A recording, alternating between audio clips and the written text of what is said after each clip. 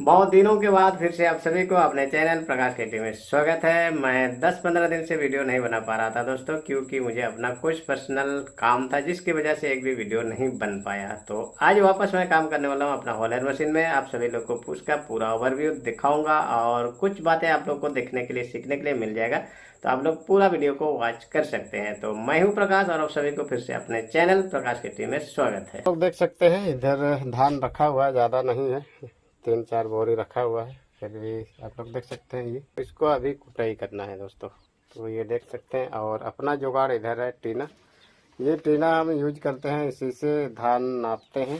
पर टीना 12 रुपया का चार्ज लेते हैं दोस्तों, ठीक है। और ये पूरा मशीन का ओवर भी आप लोग देख सकते हैं। और इधर से और धान लाया जा रहा है, आप लोग देख सकते हैं। इन सारे धान को अभी कुटाई करेंगे। आप लोग अनुमान लगा लीजिए ये टोटल कितना धान हो सकती है। यहाँ पर बड़े बड़े बोरा में यहाँ पर 1 2 3 4 5 5 6 कुछ ऐसा है, और भी है। कई जगह ये ताउल करके इसको वजन किया जाता है धान को, और उसी के हिसाब से चार्ज लिया जाता है ना। तो हम अपने यहाँ क्या करते हैं कि इसी टीना से हम धान को नाप करके इस होपर में डालते हैं, ठीक है। पर टीना वापस मैं बता रहा हूँ, ये 12 रुपये का चार्जेस लेते हैं दोस्तों। हर जगह अलग अलग हो सकती है। कभी कभी आप लोग कमेंट करते हैं कि इस वाले टीना में भरने के लिए चावल बन करके जो इधर से एग्जिट होती है कितना वक्त लगता है। नॉर्मली ये 2 मिनट में बाहर जाना चाहिए दोस्तों, ठीक है। 2 से 2.5 मिनट में ये आपका टीना है, इसमें बाहर जाना चाहिए। अगर उसे ज़्यादा टाइम हो रहा है, ले रहा है, तो आपका प्रोडक्शन कम हो सकता है। और यहाँ पर मैं आप लोग को एक बात बता दूं, शुरुआत का जो धान चाहे तो हम डालते हैं इसमें धान, और चावल जो इधर से निकलती है ये धान के साथ में आ जाती है। उसको तो हम क्या करते हैं, वापस उसको अलग से इकट्ठा करके इस वाले होपर में हम डाल देते हैं, है ना।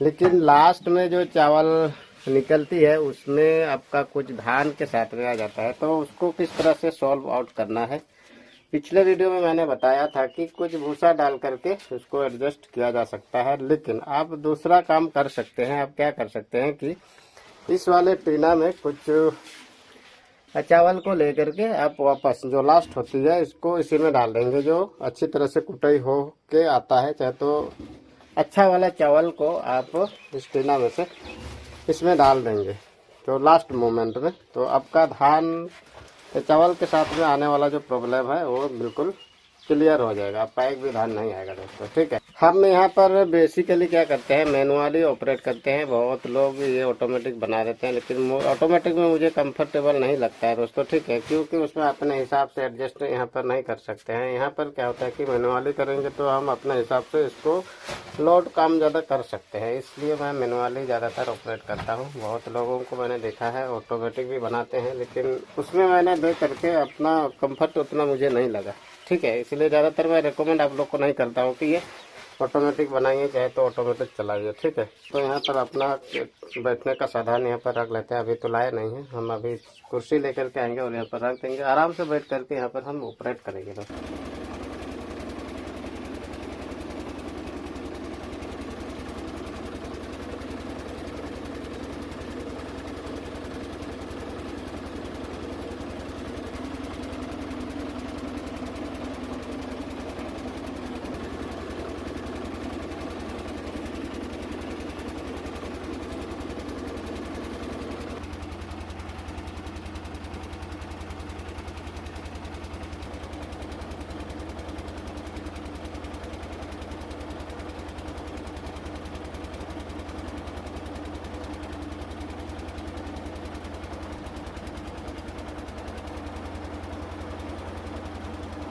काम खत्म हो गया, आप लोग देख सकते हैं। इधर मैं दिखा देता हूँ, ये जो चावल अभी कुटाई हो गया है वाला उधर रखा हुआ है। और लास्ट में जो धान ये बच जाती है, ये लास्ट का जो ये प्रोडक्शन है, आप लोग देख सकते हैं। थोड़ा सा इसमें धान भी मिला हुआ है चावल के साथ में, तो आप लोग को दिखाने के लिए मैंने ऐसा कर रखा है। वरना मैं इसमें थोड़ा सा आधा टीना चावल इसमें भर करके जो फ्रेश वाला इसमें वापस हॉपर में डाल देंगे, तो इस तरह का नौबत नहीं आएगा, है ना। ये वाला लास्ट में जो ये बच जाती है उसको मेंटेन करने के लिए आधा टीना चावल फ्रेश वाला आप डाल सकते हैं लास्ट मोमेंट में। इधर जो कुटाई हो गया है वो चावल इधर है, और भूसा यहाँ पर पड़ा हुआ है, आप लोग देख सकते हैं, ठीक है। तो चलिए आज के लिए इस वीडियो में इतना ही, मिलता है नेक्स्ट वाला वीडियो में, और थैंक यू वीडियो देखने